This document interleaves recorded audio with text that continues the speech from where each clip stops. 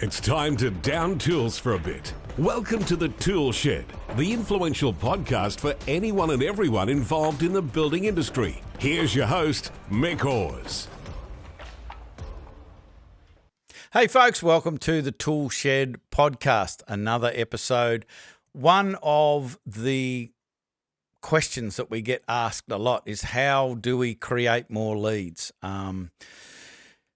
And there's so much to it, like knowing who you're trying to attract and what they're thinking when they're going to sleep or when they're waking up, to be able to put the right copy out there and have processes to be able to be found on the internet. There's all of these questions, and fundamentally the marketing piece of your business is one of the most important pieces, because if you can get that right and you've got quality flow of quality leads, it eliminates so much time wasting through the conversion piece, like talking to a lead and seeing whether they're the right fit for the business to bring them into the business can be very, very time consuming.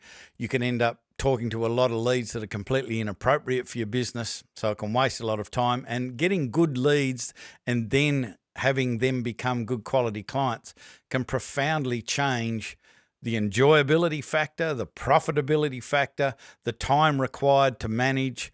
There's a whole lot of really good reasons why you need to get this piece of your business correct. In this episode, I'm speaking to Cameron Upton of contractorscale.com.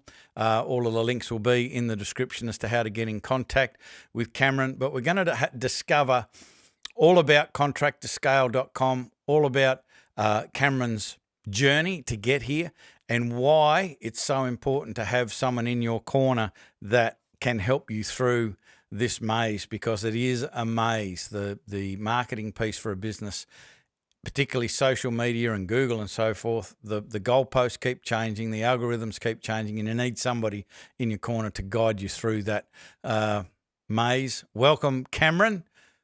Firstly, well, let me thank you for being on the show, but I want to know about your journey to get here. I want to unpack everything about contractorscale.com in a moment, but like, how did you end up doing this? I'm just always fascinated by what twists and turns and valleys and mountains you crossed to end up here being a professional in this space with marketing, particularly in builders and contractors.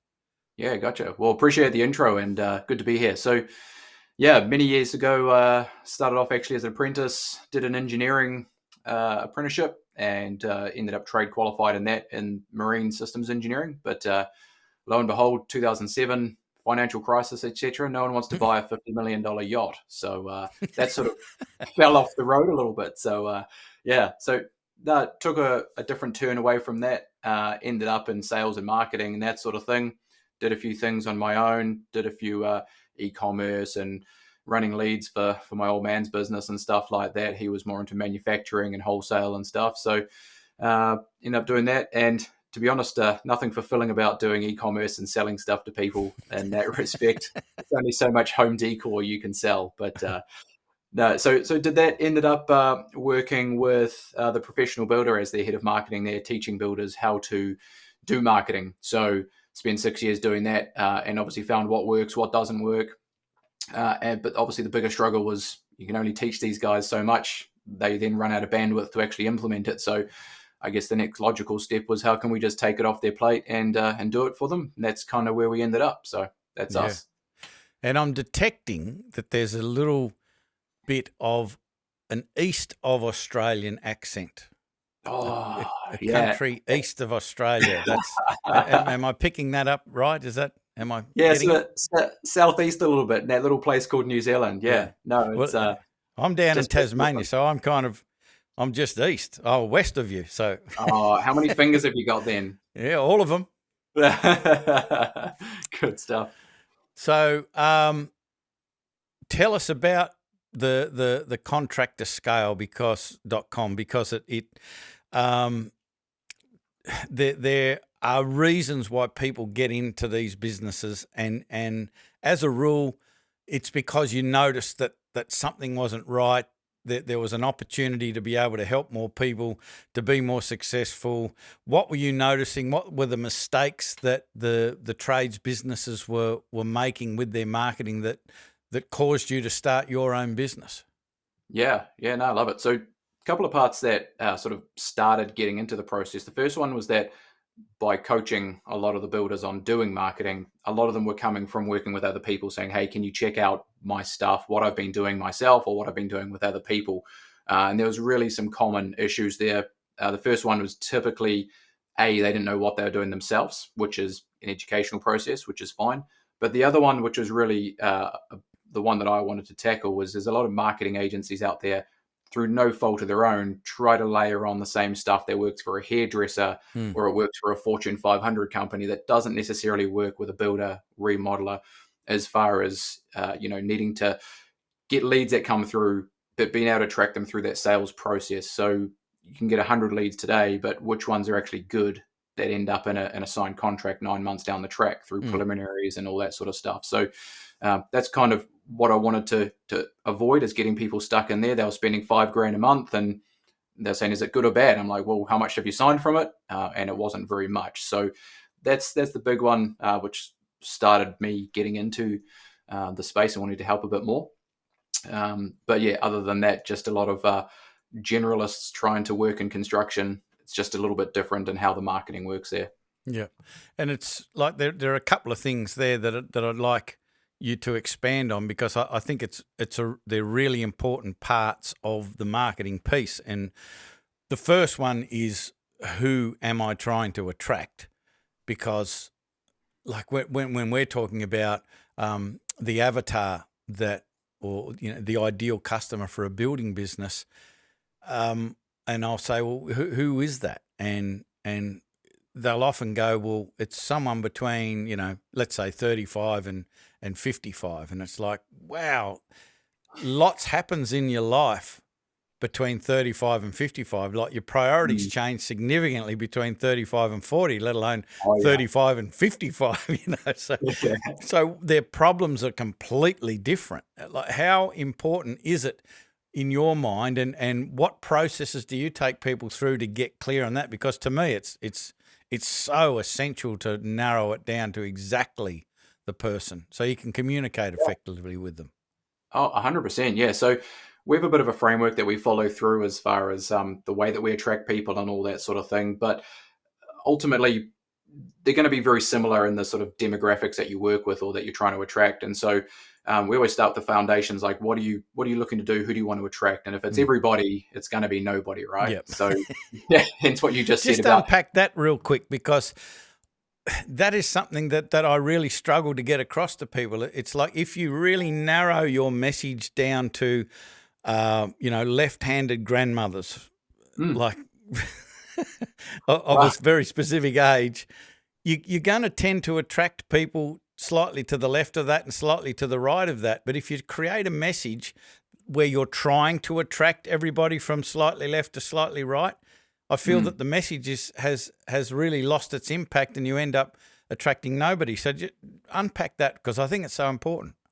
Yeah, definitely. So I guess when you're trying to attract people as far as your ideal audience, it's kind of tricky to narrow it down just to left-handed grandmothers, obviously, and getting that specific. But, you can still do renos and new builds, but you can still do it in a specific fashion. We've got a guy in Canada who just does net zero homes. And so that's his little thing that he's looking to do. He can still bring that into some renovations and remodels that he's working on, as far as letting them be net zero and trying to implement that into the existing home.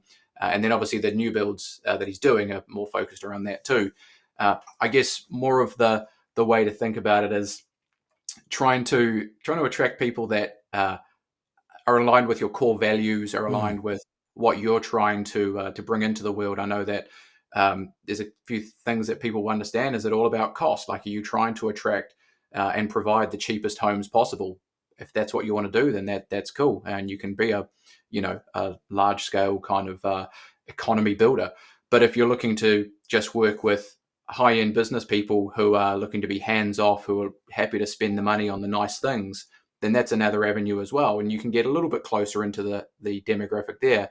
You don't have to be super pigeonholed into one really specific piece, but you still need to find that corner of the market that you're looking to approach, because that high-end market is wanting to is probably going to be a business owner who just wants to have a lot of it off their plate, and they're happy to pay for somebody to play that project manager role to do that. Whereas, for example, my brother, in that sort of 30 to 55 range you mentioned earlier, they built a house and they've never done it before. And they're just like, I want something, give it to me off the plans and I'll make it a little bit special. And so they wanted to manage some of the materials that they're looking for and things. And so, yeah, just finding your little piece that you want to serve and then diving in a bit deeper to that, I guess that's just kind of one way to expand upon it.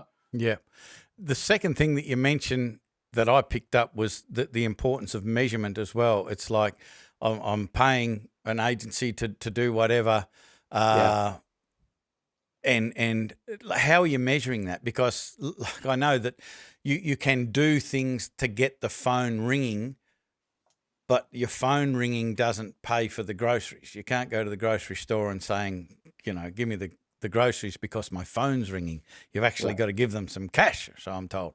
So what's the importance of really having proper metrics and measurement when you're investing money in marketing, and what are the things that you should be measuring?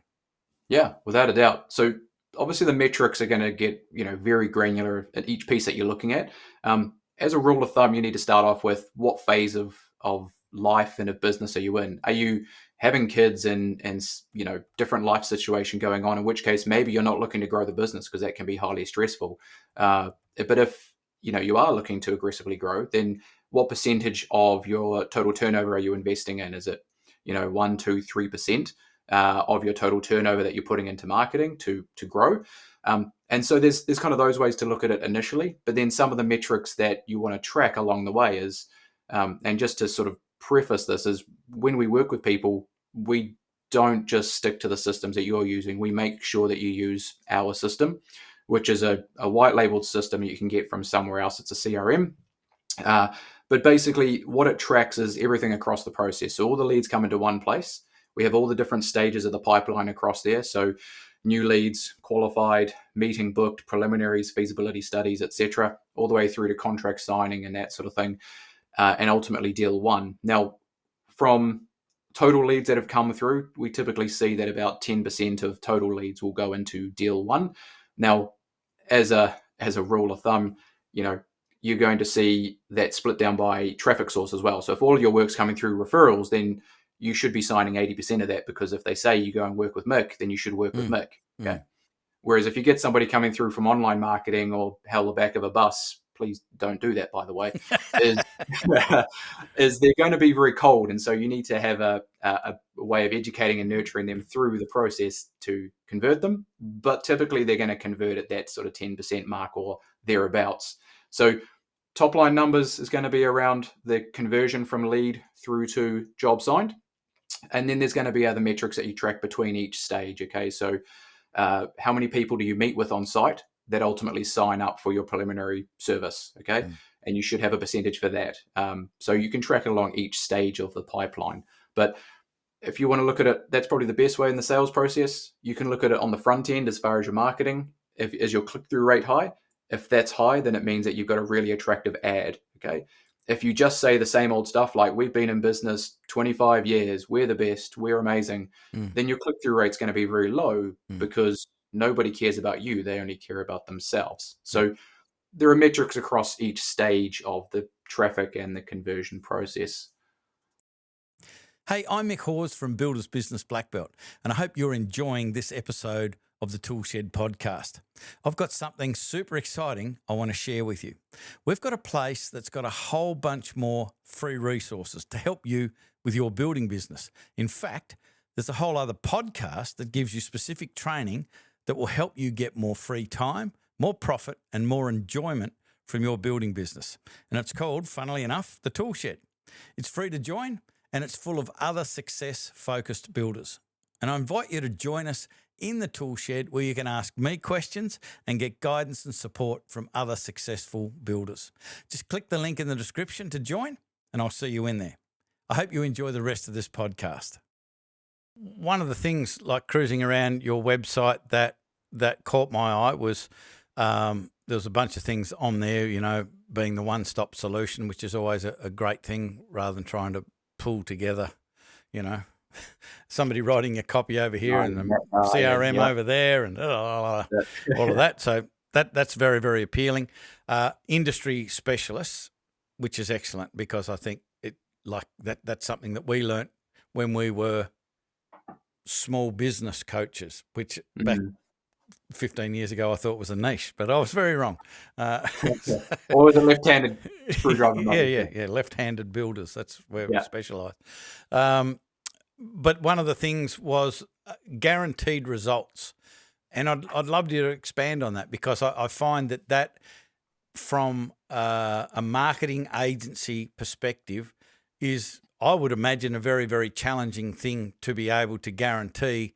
And I say this from the perspective of being in this space for a long time, seeing many of our members reach out to various marketing agencies and not getting the results that they expected. But some of the time that is because the customer themselves don't do their part. And like it's a partnership. It's not, I'm paying you to get me leads.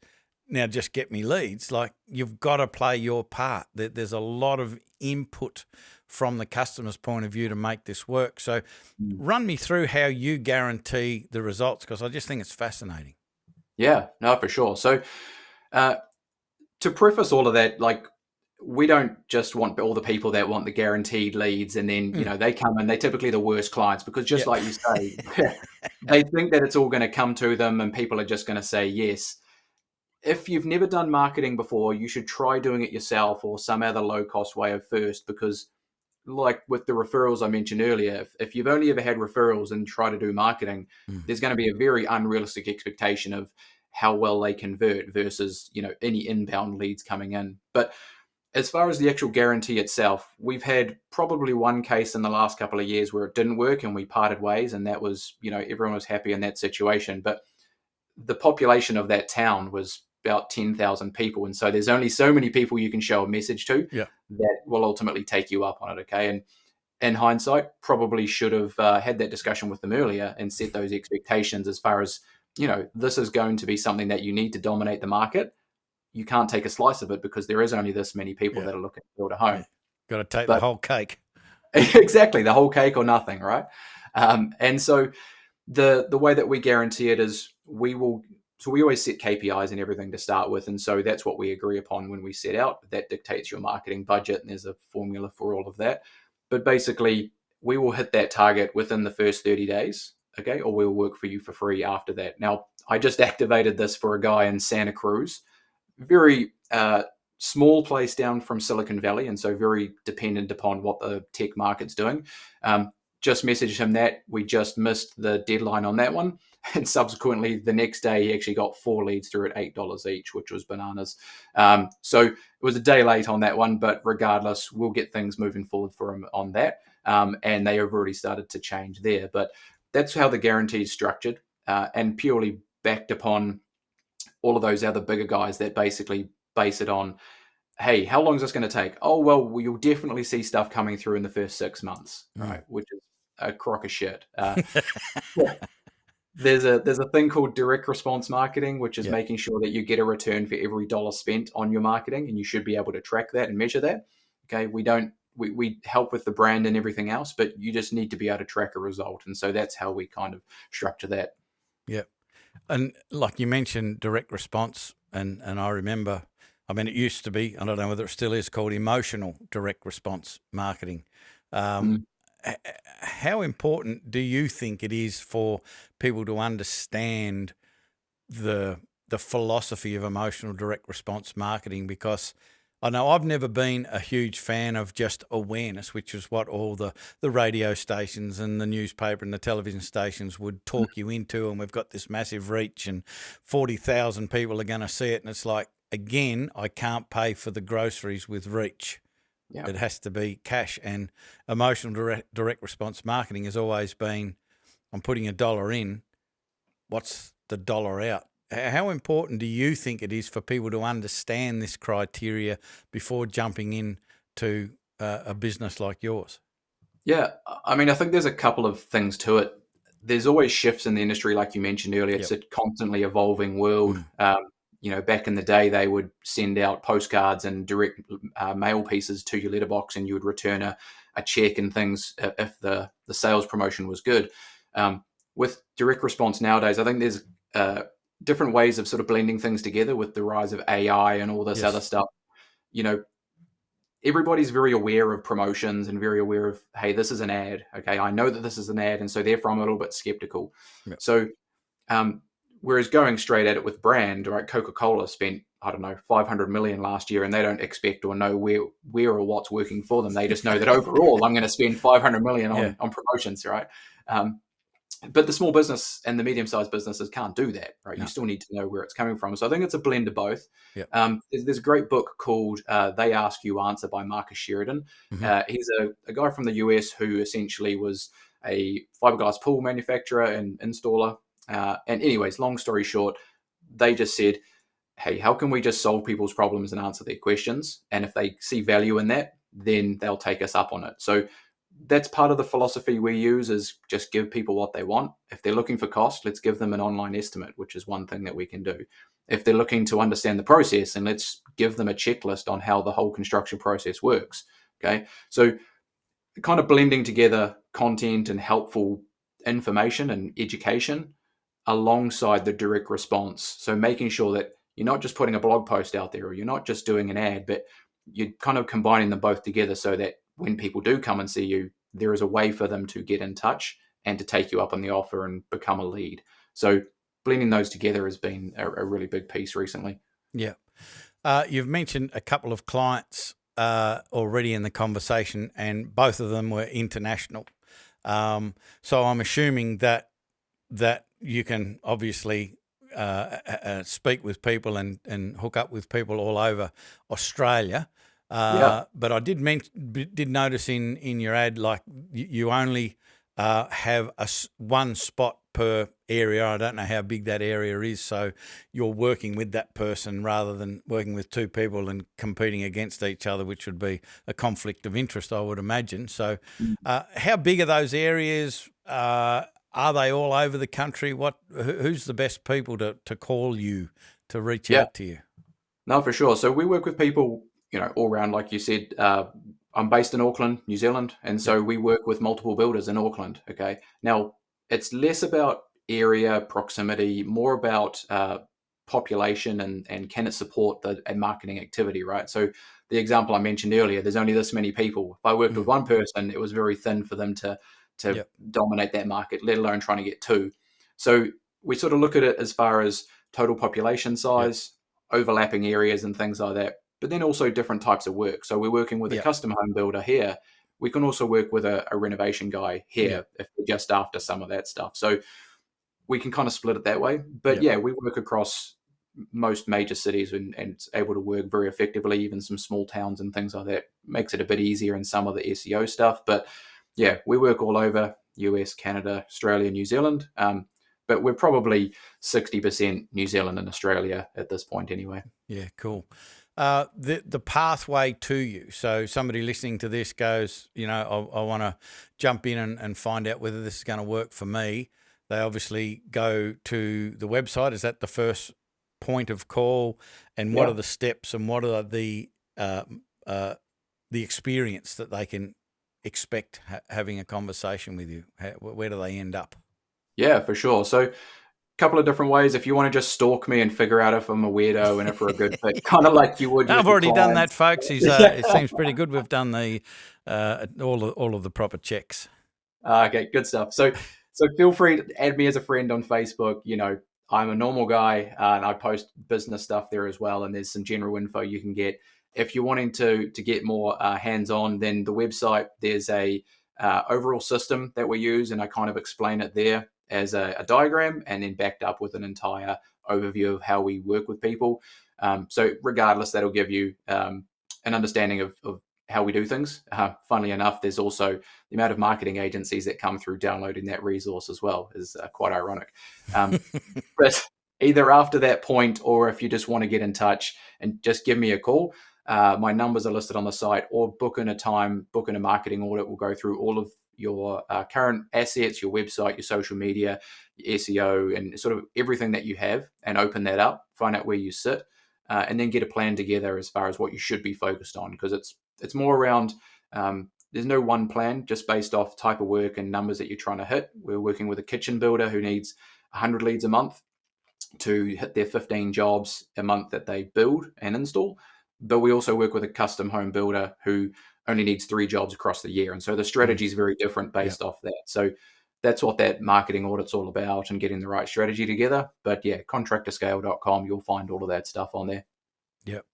Mate, it's absolutely fascinating stuff. I like talking about the whole marketing concept and philosophy and so forth. So really appreciate you putting the time aside to come onto the show. I think it's something that we need to be talking about a lot, because as I said in the beginning, and I'd love your thoughts on this, is the quality and the effort that you kind of put in, and I'm going to call it the front end. Like, I think the marketing is very much the front end of the business.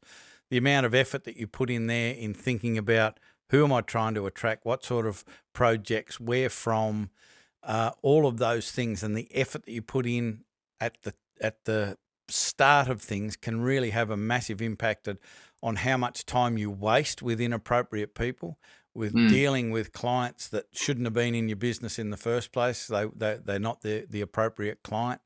How important do you think that is? Just investing the time and the thought at this front end of your business.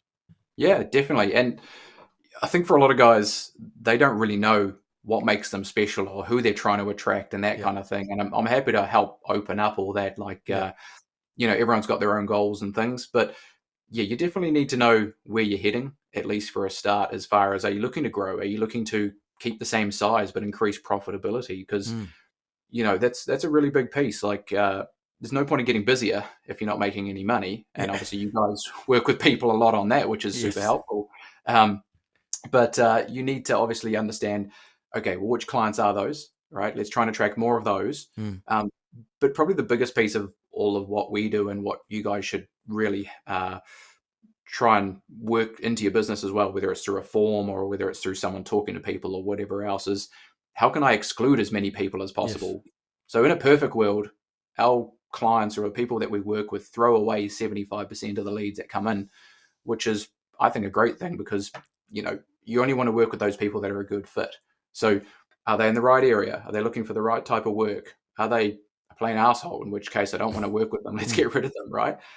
Do they come in looking for the cheapest option? What does that say on the form that they fill out? Are they looking for economy versus standard or premium? Like, let's get rid of those people if that's not what you do. But yeah, just having an understanding of who you're trying to work with then allows you to put those systems in place to qualify and only work with the right people. So yeah, super important to understand that. Yeah. And I think, and I'm interested in your thoughts on this as well, because I agree with everything you said. And I've noticed over the time, people have confused niching with what they can actually do. And I think you touched on this earlier. If we narrow down that message, we'll still get people to the outside of it. And one of the things I think it's important to understand is it's important to understand what the capacity of your business is, and maintain your business full to capacity. And what that might mean is that I've got some really good clients and really good projects, and I've got some really average clients and boring projects, but my business is full to capacity. And working with somebody like you, at least their business is continuing to move forward, and they've got longevity in the business. And working with you, they can, over time, have that full capacity of their business full of ideal people and projects. But you've got to get there. So maybe you don't throw away some of these leads. Maybe you talk to everybody at this point to keep your capacity full. How important is that? Oh, without a doubt. So the net zero guy I mentioned earlier, where the market is right now, interest rates are going up, right? Lending is going down, or people are getting contracts pulled and the banks won't fund them because money's drying up. So you can't always bank on getting that high-end custom home if that's what you're after. You need to make sure that you've got stuff coming in that people can either leverage existing funding from their property or have assets elsewhere that they can afford to pay for it. But point of that is, for him, when he first started, I said, look, dude, like, I know that's where you want to get to. That's great. But you need to make sure that you can get there. Otherwise, you're going to go, you're going to go 0 from 10 out of the whole way. So for him, he understands that his background is in remodels and he wants to do custom homes only. So it's like, what does the plan look like? Well, let's make sure that you've got leads coming in that you can convert quickly into cash. For him was bathroom renovations or remodels. Okay. And so then he can take that cash, pay himself, pay some of that out of the profit into the marketing again to get the next job and the next job, and keep increasing the level of where he wants to get to.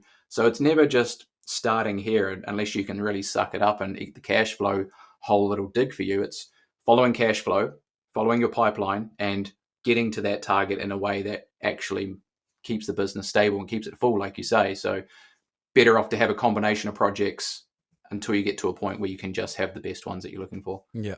And obviously from a profit first, if you've heard of that point of view, have a marketing budget. So, I mean, I believe that marketing predominantly is about test and measure, and much of what you do either won't work or won't produce results immediately.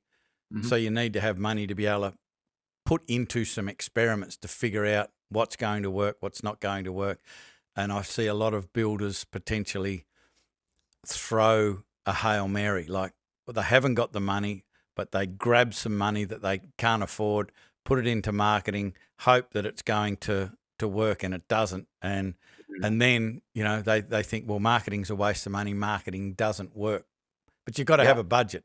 Would you agree? Oh, without a doubt, yeah. And you need to know that there is a runway to this. Yes. Especially in your industry, right? Like, you could get 100 leads today of the perfect job, but that's still going to take time to get plans and permits and pricing and all that sort of stuff sorted until they say yes and you get the deposit. That's a long way to go before getting money back in the bank. You can bridge some of that gap by doing feasibility studies for 2 to 5,000, or a preliminary design or concepts for 20, and that helps to eat that cost in between.